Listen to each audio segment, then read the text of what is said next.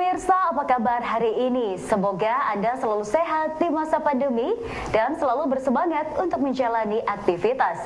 Bagi pemirsa yang harus tetap bekerja di luar rumah, jangan lupa untuk menggunakan masker. Hari ini, program Berita News Point hadir menjumpai Anda bersama saya, Khairunisa. Selama 30 menit ke depan, News Point akan menyajikan berita terbaru seputar Universitas Brawijaya dan Malang Raya. Jangan kemana-mana, keep on our channel News Point.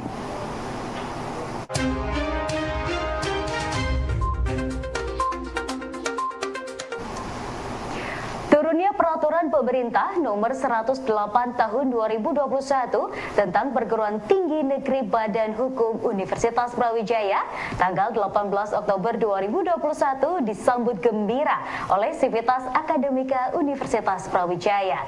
Menurut Rektor UB, Profesor Nufil Hanani, status PTNBH akan mempercepat Universitas Brawijaya menuju kelas dunia karena memiliki kemandirian dalam mengelola akademik, keuangan, dan kelembagaan. Rektor UB juga menepis isu bahwa PTNBH akan berdampak pada kenaikan UKT dan pembukaan prodi yang tidak berkualitas karena sesuai dengan renstra yang ada. Semua program akan memiliki kajian dan evaluasi yang ketat. Nah, kita untuk membuka prodi ini memang dikasih keleluasaan oleh pemerintah. Boleh rektor tanda tangan dibuka bisa. Tetapi harus juga diakreditasi tetap oleh Badan Akreditasi Nasional atau akreditasi internasional bahkan. Yang akan kita kembangkan, kalau kita akan mengembangkan, tentu saja prodi-prodi yang diharapkan untuk masa depan. Contohnya umpamanya prodi tentang ekonomi digital begitu ya. Jadi untuk generasi mendatang yang memang itu dibutuhkan oleh negara, dibutuhkan oleh masyarakat, sehingga itu pasti akan dibuka. Di kedokteran sekarang itu bukan hanya spesialis saja, bahkan sudah ada prodi subspesialis, sub-subnya lagi. Nah, itu kalau tidak ya sulit kita. Perlu diketahui bahwa kita nanti kan dirancang untuk universitas kelas dunia. Oleh karenanya menjadi acuan dunia. Kita juga mengacu program-program studi di internasional juga yang laku di internasional. Karena nanti Brawijaya ini didesain mahasiswanya bukan lagi untuk Indonesia, tetapi juga untuk mahasiswa asing. Ya, baik S1 maupun S2-nya maupun S3. Pain Center Rumah Sakit Universitas Brawijaya bertekad menyelesaikan persoalan nyeri khususnya di Malang Raya dengan berbagai intervensi kesehatan baik melalui terapi maupun menggunakan peralatan medis canggih yang ada di Rumah Sakit Universitas Brawijaya. Hal ini disampaikan oleh Direktur RSUB Profesor Andarini dalam kegiatan Grand Launching Pain Center Rumah Sakit Universitas Brawijaya. Tujuan dibuatnya Pain Center di RSUB adalah untuk menyelesaikan masalah pain yang ada di wilayah Malang Raya.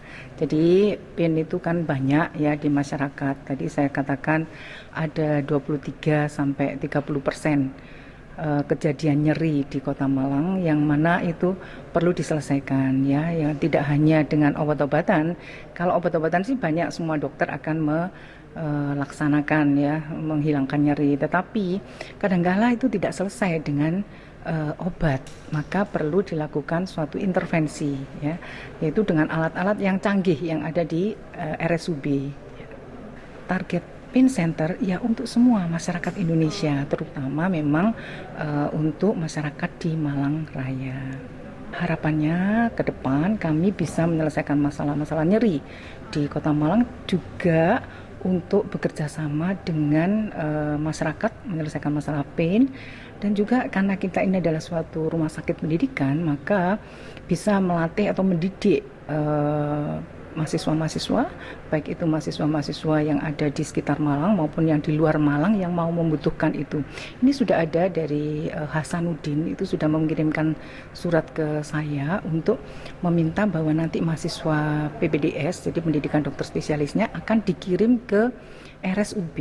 Jadi makanya kita harus bersiap-siap juga untuk ini. Jadi di situ juga akan kita selenggarakan pelatihan-pelatihan yang untuk memfasilitasi mahasiswa untuk berlatih bagaimana dia menyelesaikan masalah PIN dengan alat-alat yang canggih. Ya, itu.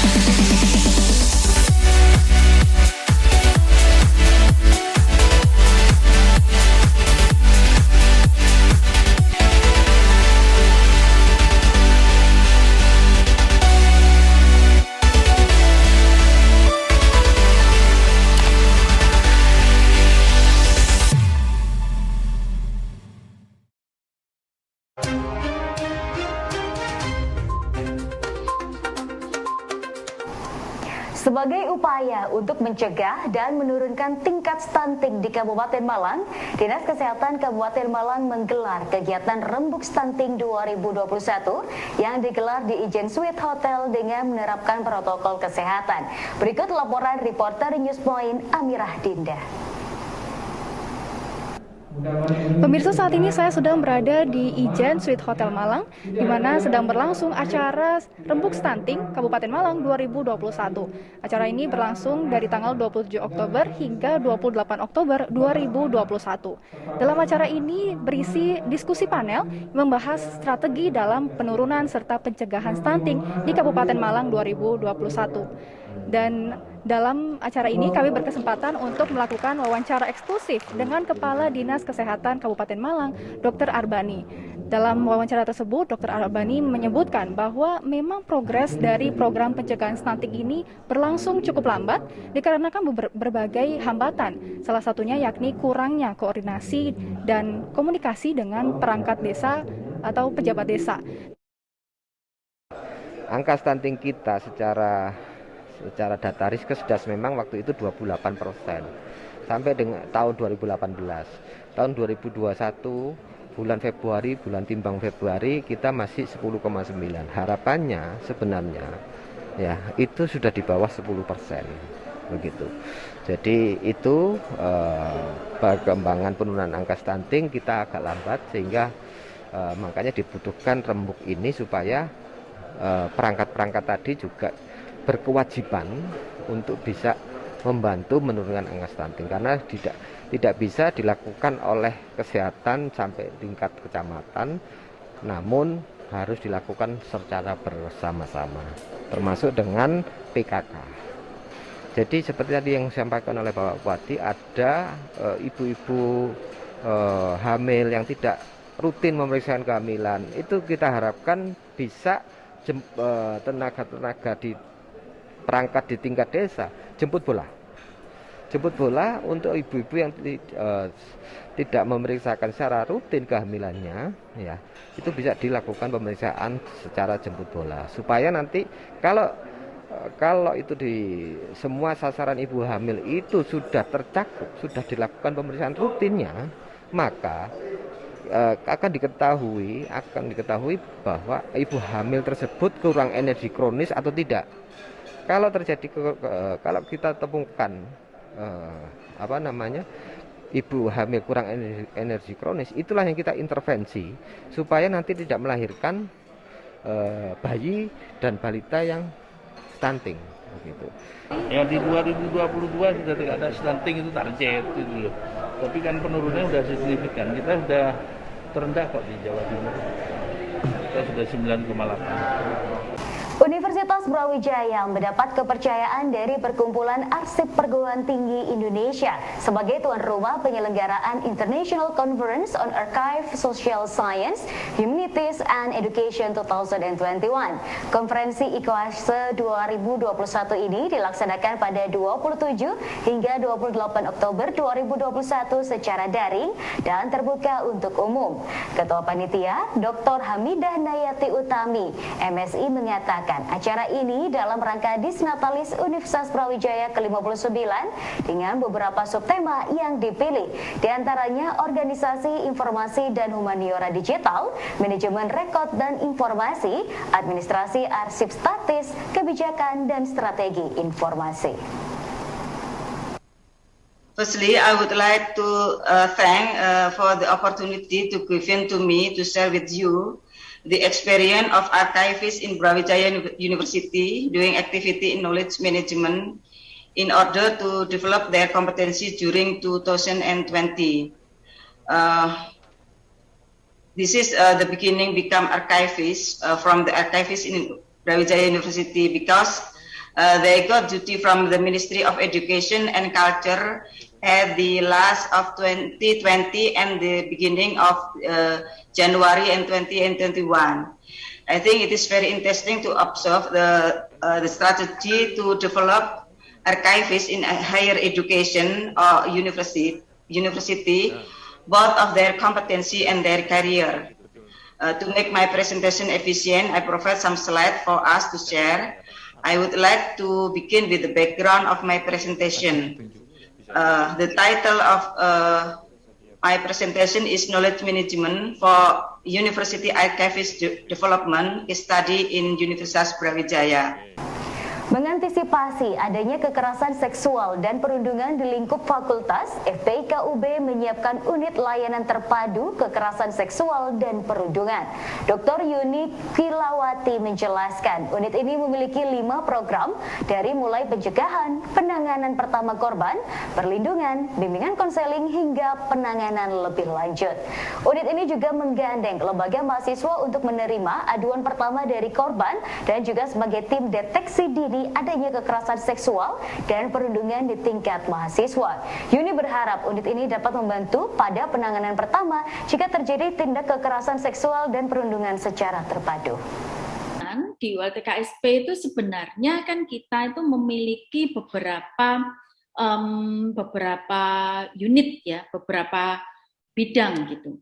Di ULTKSP itu ada Departemen Kekerasan dan Seksual, ada Departemen Perundungan, ada Departemen Edukasi dan Advokasi, ada Departemen Penanganan Keluhan dan Digitalisasi, dan juga dari elemen mahasiswa yang diwakili oleh anggota dari BEM, itu ada Tim Pengaduan dan Advokasi Mahasiswa. Kenapa kita melibatkan elemen BEM? Karena sebagian besar mahasiswa itu lebih enak itu ngobrol atau curhat atau menyampaikan permasalahannya terhadap temannya sendiri. Jadi kita harus ada yang menjembatani antara unit ini dengan mahasiswa. Maka kita ambil dari BEM, beberapa mahasiswa itu ada di tim ini.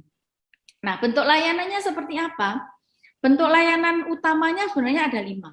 Yang pertama itu adalah kita memberikan suatu upaya-upaya pencegahan. Melalui apa?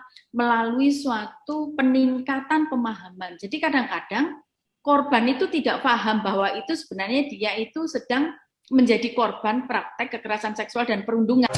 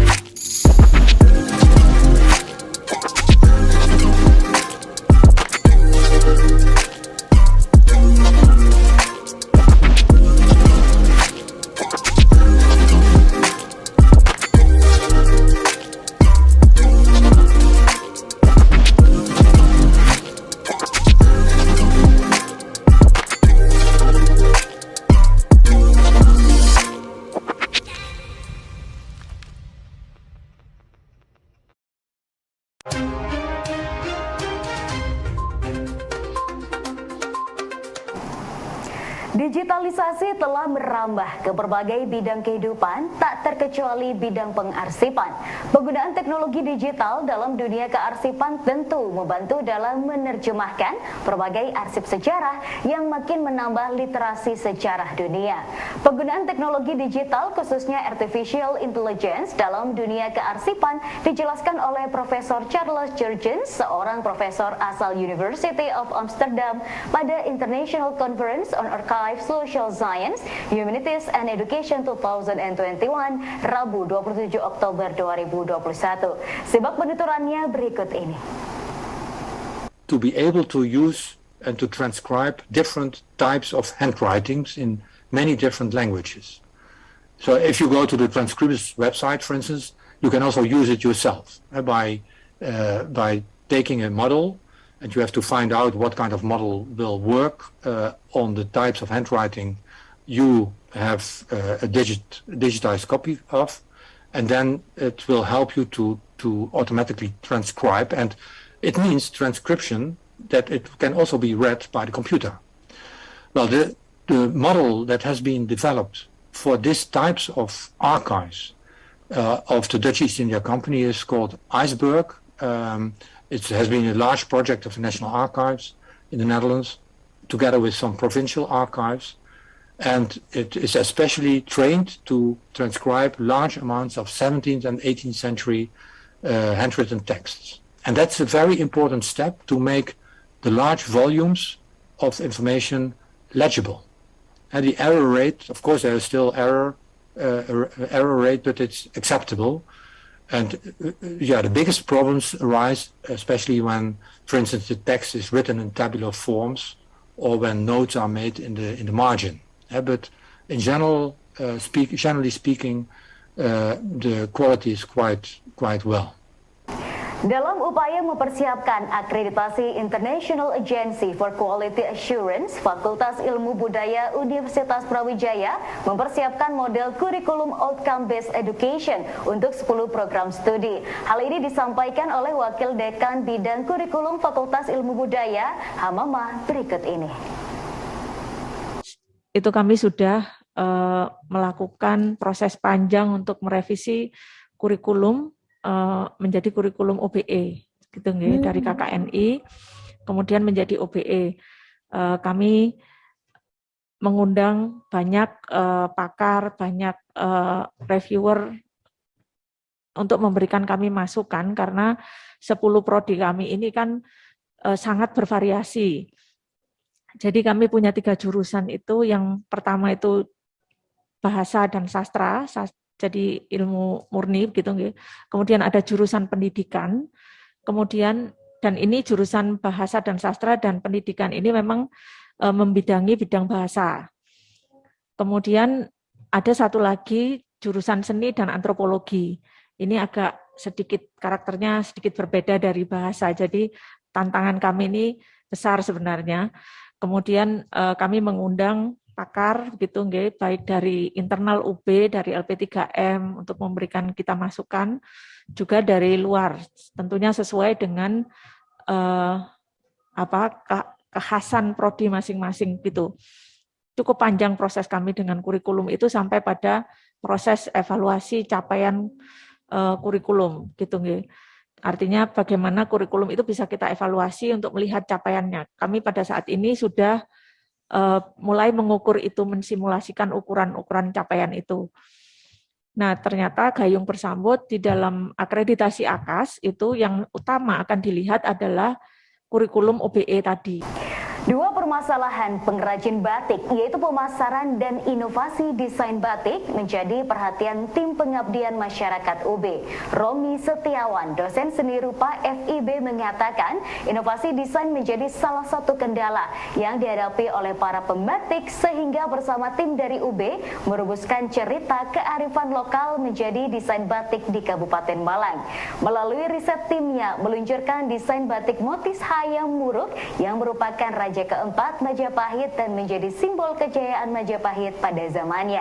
Nilai-nilai dari Hayam Wuruk yang diterjemahkan menjadi desain batik diharapkan menjadi inovasi desain berbasis kearifan lokal sebagai sumbangsi UB kepada masyarakat. kalau merunut berbicara tentang batik, itu kan persoalannya kurang lebih sama. Kita punya banyak pengrajin batik di daerah-daerah, ya, terutama di Jawa Timur ini kan banyak pengrajin batik. Cuman kendalanya mungkin selain yang klasik adalah pemasaran, yang kedua adalah persoalan inovasi desain, Pak. Jadi kami di tim pengabdian batik kebetulan di daerah Sumberwangi, Kabupaten Malang, mempunyai inisiasi bagaimana berangkat dari kearifan lokal itu bisa menjadi semacam tawaran sebagai ide inovasi desain batik gitu. Karena pada umumnya desain batik itu kebanyakan kan hanya mereduplikasi dari motif-motif yang sudah ada gitu misalnya.